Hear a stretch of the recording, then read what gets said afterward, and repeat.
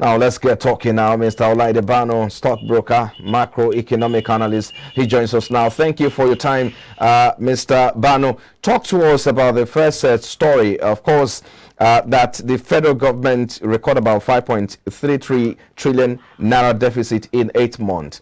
What's your response to this, and how concerned are you about this rising state of Nigeria's debt profile? Good morning once again. Thank you for having me. Based on the revenue deficit the federal government reported from the Minister of Finance presentation yesterday, it's not new, and everybody, I think most Nigerians, we are not surprised of this deficit in the revenue because of the recent reported cases of oil theft. So definitely when the major source of revenue is being dampened with, definitely there will be a deficit in terms of expected revenue. And this was actually happened definitely, and for governments in order to meet up with their fiscal plan for 2022, the deficit coming from the revenue side of it, and definitely their debts, the budget deficit in the other side of it will be increasing because governments definitely will want to meet up to their budget, meet up to their expectation for the in terms of their expenditure. So in the long run, it will continue to affect their borrowings, either from the public, the domestic and external environment, and also from the CBN, which they've been doing in recent times. The federal government's revenue target for 2022 is about 6.65 trillion naira, and we have only done about 4.2 trillion naira. Again, how do we, bridge the gap between the targeted revenue and, of course, what has been realized as of August? It's just about 1 quarter for this year to go. Yes, I believe they can actually meet up. One of the reasons is that, as I said earlier, the major source of government revenue is the oil, and the oil price is still above still above the target for this year. And if governments, by curbing the oil theft and increasing their output, meeting the OPEC quota and meeting their budget quota, also the budget oil production, definitely they can still meet up in terms of the in terms of their revenue from the oil. And from the other source, government have actually been maintaining their tax and other other source of revenue in that aspect. But the major one is from the oil, and government still have the advantage of the oil price, which is compared to their oil benchmark. So what you're saying is that, of course, given what the federal government said yesterday, it means that we are still not at risk at this time. Is that what it means? Yes. Yes. Based on what the Minister of Finance said yesterday, and based on what is currently available in the market in terms of their expected revenue and business, which is the oil, the production, and the oil price itself, and the oil theft, which is actually dampening the revenue target. So if government can stop the oil theft and start the massive production in order to meet the OPEC quota, then they can meet up to their revenue target for this year, rather than going for the borrowings again. Thank you. Let's go to the next story here, which, of course, it's making headline now. Recently, we saw telecommunication companies came out to effect the proposed 10% hike on call rate data across board. But again, the federal government came out yesterday asking them to reverse it. What's your position on this? Between you and I, we already know what is currently happening in the market in the sense of the high inflation rates, the energy costs, and all of that. So the telecommunication companies are also being affected in terms of servicing their mass and other operational expenses they've been incurring, which the prices of those stuff has gone up. So definitely they will look for their major way of revenue is through this voice and data. So definitely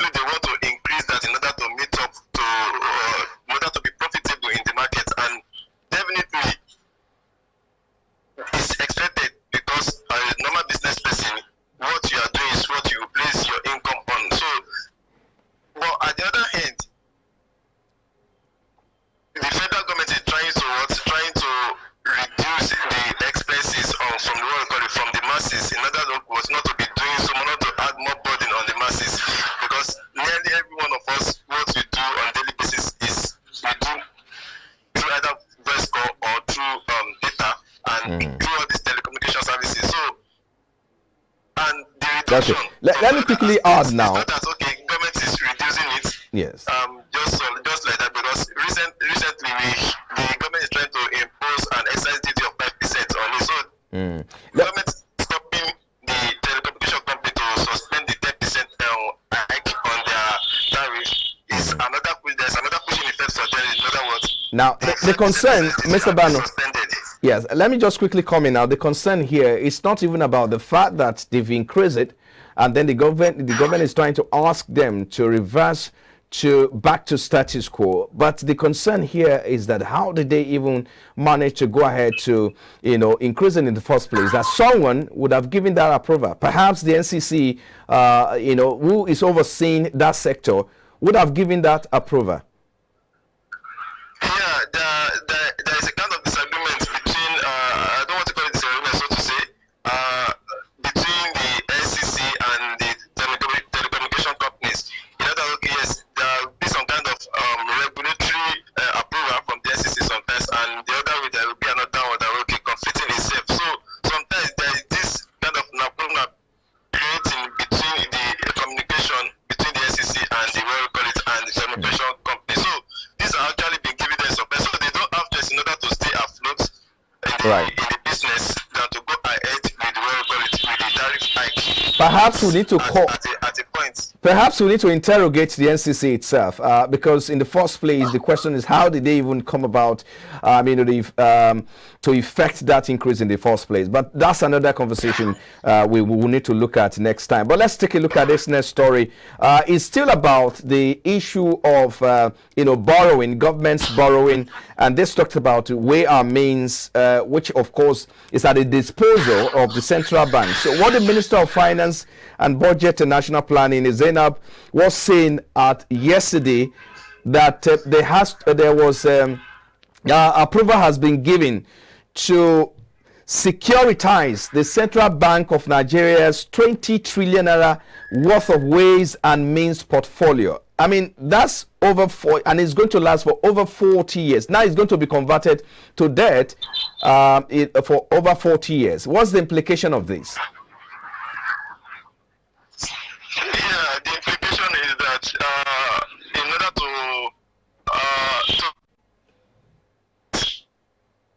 it's a short-term obligation from the government in the sense that yes, they will need to pay that within 1 year, but this has been increasing over years, and government have been paying the interest on it consistently based on what the finance minister said. So this implication, creating a 40-year bond from this from this waste and means value is going to elongate the period, the period of the maturity period of that debt,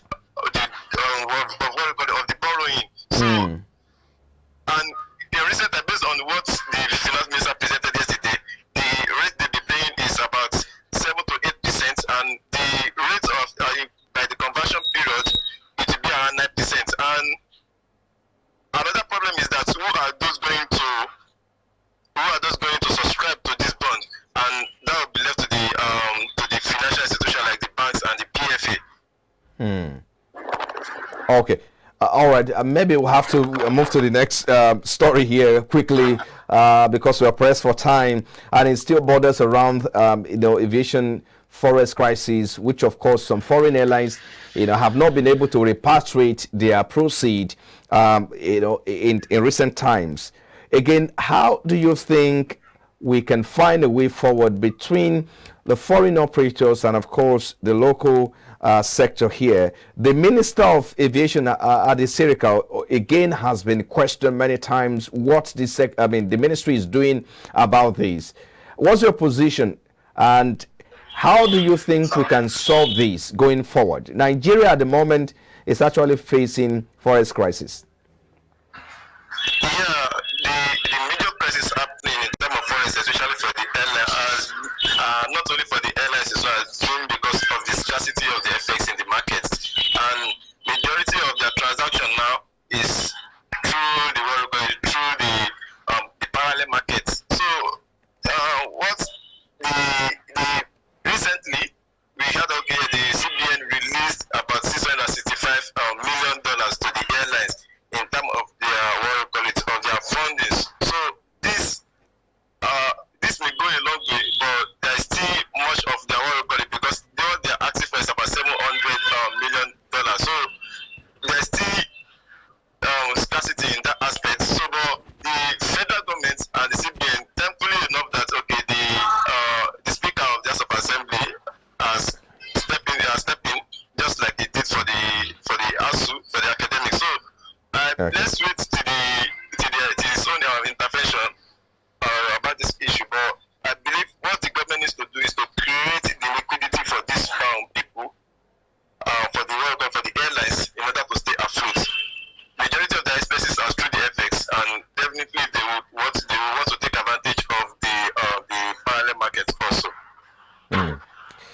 Well, I think you need to leave it there. Just we'll quickly take a moment, Mr. Bano, and when we come, of course, we'll look at the stock market. Your take, especially looking at Airtel Africa losing about more than 1 trillion naira in about 3 days. That is not joke. It's like the market is bleeding profusely at the moment. So how do we, get past these? How do? Yes, yes. So, Mr. Bano, can you hear me? Hello, Mr. Bano. Hello, can you hear me? Yes, and we need to take a break now. Yes, we need to take a break now. When we return, of course, we continue the conversation. Hello? But this time, can you hear me now? Mr. Bano? Yeah, I can hear you. I can hear you. Yes. I said, let's quickly take a commercial break. And when we return, we need to look at the stock market, looking at the fact that Airtel just lost about more than 1 trillion naira in about 3 days. What's happening to telcos stocks? We need to find out in a moment. Please stay with us. Okay, sir.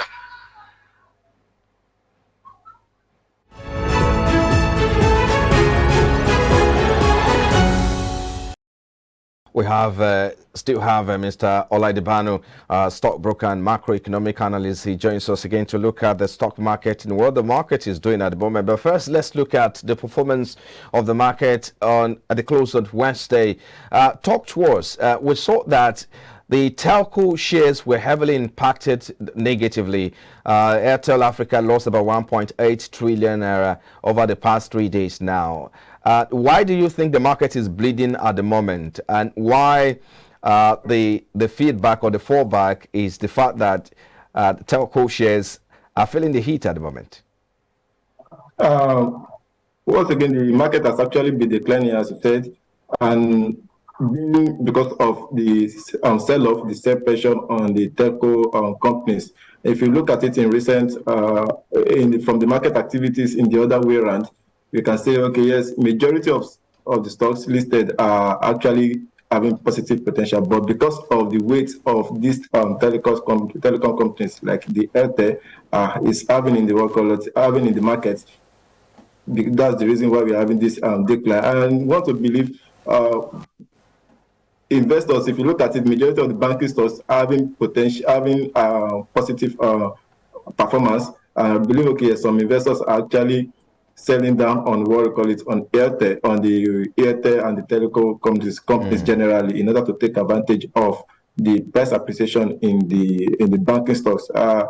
We can actually attribute that into that. But however, okay. Let me quickly come in, Mr. Bano. Airtel Africa actually stay at a particular price, about 2,000 naira, before it started declining. I believe some investors are actually looking into that and also taking advantage of the what we call it, or the fixed income environment, having yield. I was going to come to that.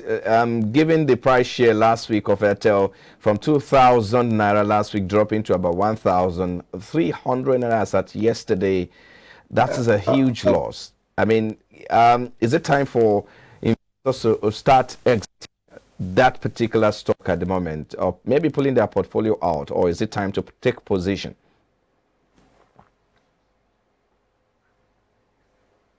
Hello, Mr. Bano. Well, I was asking Mr. Bano if it's time for, or it would be appropriate for investors to still hold their position, especially for those who are not selling off at the moment. The stock is about 1,300. Last week, it was around 2,000 naira, dropping to 1,300 naira at the close of Wednesday. It's a huge loss for investors, not smiling at it. But let's look at the bear market, which has lost about 500 billion of the last days. So let's look at today's market. How is that likely to change? You said earlier that yes, there was sell-off again. Some people will try to reevaluate their portfolio going forward. How is that possible this time? Yeah, some people may, as I said earlier, some people may begin to reevaluate their portfolio. And also, that decline is creating another avenue for other investors, highly risk appetite investors, to take advantage of the low price of the Airtel. I believe some people may still be bidding lower for it, while some are actually bidding at a moderate price for it. So, is that decline in recent time have created an avenue for long-term investors on Airtel. Now, let's wrap it up with this now. What should we be expecting going forward from today? This is the fourth trading day of the week. The market closes Friday tomorrow. When is this bloodbath, if I may say, put it that way, likely to stop? We continue to experience something like this for the meantime. Reason being that the fixed income environment is still attractive from investors, so they are still looking, and coupled with the fact that the other market, the FX market, is still attractive from other investors. So equity generally, and not only peculiar to Nigeria, generally throughout the world, are still experiencing bearish sentiment. So we may continue to experience this, and coupled with the fact that the recent inflation reports we are having globally is still above the expectation. Is still higher than the expectation, and likely for the central banks globally, including Nigeria, to increase rates again, and this will continue to affect the equity market. However, the period we are having in the equity market is creating an avenue for investors to take advantage of the low price ahead of 2023. All right. I think that's where we'll have to leave it. Thank you so much, Olaide, stockbroker and macroeconomic analyst, talking to us this morning on Business Breakfast. Thank you for having me. All right, let's quickly take this commercial break, and when we return, we'll look at the need to really revamp the economy. Of course, a report we're going to be looking at on the premise of the Agora report, and our focus on the impact of some of the issues highlighted in that report. Please join us in a moment.